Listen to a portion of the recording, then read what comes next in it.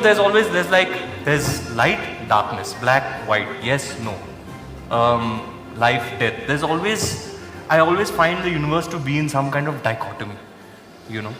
And in what sense are you calling it as a dichotomy? Like, whatever, like when I have these thoughts, I'm like, there's always two things at play, you know, in every aspect of life, big, small, there's always an opposite.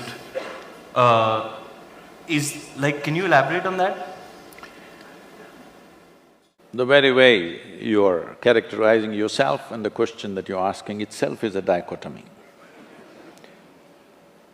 People always thought Charlie Chaplain was very funny. But if you listen to his private talks and things like that, there was a deep sense of agony in him.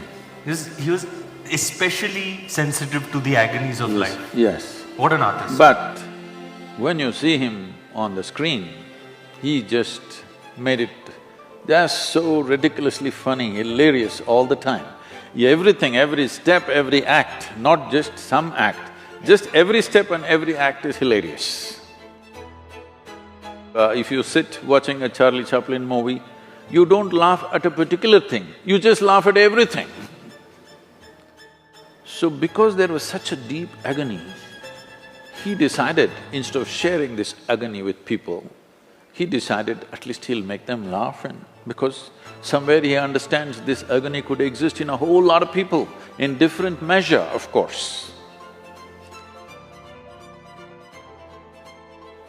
So when we say dichotomy, we're talking about contradictions. You said light and darkness, let's take that because that's a very basic day and night, light and darkness.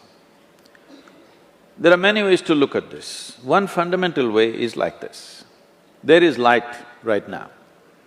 You know there is light right now only because you have seen darkness. Suppose, let us say, 24 hours of the day, everything from your childhood, everything was lit, you would not know what is light. So you know light only because in some way you have tasted darkness. You know what is white only because you've seen the black. You know what is a man only because you've seen a woman. You know what's a day only because you've seen a night. So, what seems to be contradictory on the logical level of your mind, in terms of making of life, they're complementary to each other. They're working with each other but pretending to be opposite to each other. This is why in this culture, everywhere in the world, not just here, in one way or the other they figured this and they made it in so many ways, they called it yin and yang, here we called it Shiva Shakti. And if you see the images of Shiva, one half of him is man, another half of him is woman, physically.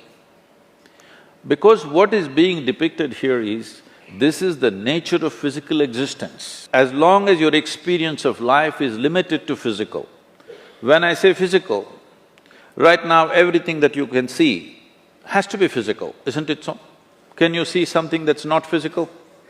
Can you hear something that's not physical? Can you smell, taste or touch that which is not physical? Or in other words, your entire experience of life is physical, even your thought and emotion is physical.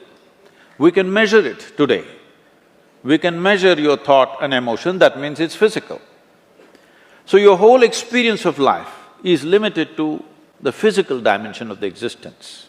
And the very nature of physicality can only happen with this. Even if you take the basic electric charges, there is a positive and a negative, without that it will not work.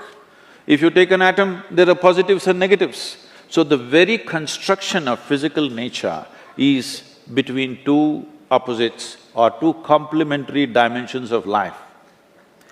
So when you live here, if you live here with the necessary perception, in a very brief amount of time, one can realize this contradiction or this complementary nature of these two things can go on playing endlessly upon you without taking you anywhere.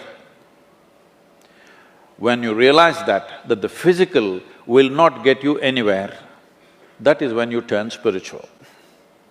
It does not mean you rejected the physical. You're still living in the body, you're still living in this world. It is physical, but this is the longing of every human being. It's not just some spiritual person. Every human being is trying to touch something beyond what they are right now. If you know money, you're just thinking more money. If you know power, you're thinking more power. If you know pleasure, you're thinking more pleasure. If you know love, more love. If you know knowledge, more knowledge. Whatever it is, you're always trying to touch something more. If it finds this longing to become something more, if it finds a very basic physical expression, we call this sexuality. All you're trying to do is be something more than what you are. Something that's not you, you're trying to make it a part of yourself. If it finds an emotional expression, we call this love.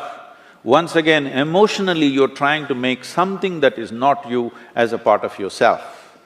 If it finds a mental expression, it gets labeled as greed, ambition, conquest, or simply shopping. Something that's not you, you're trying to make it yourself. But if it finds a conscious expression, then we call it yoga. Yoga means union. Yoga doesn't mean twisting and turning. Yoga means union. Why do you have to know union? Because that's the nature of the existence. On the surface, it seems contradictory.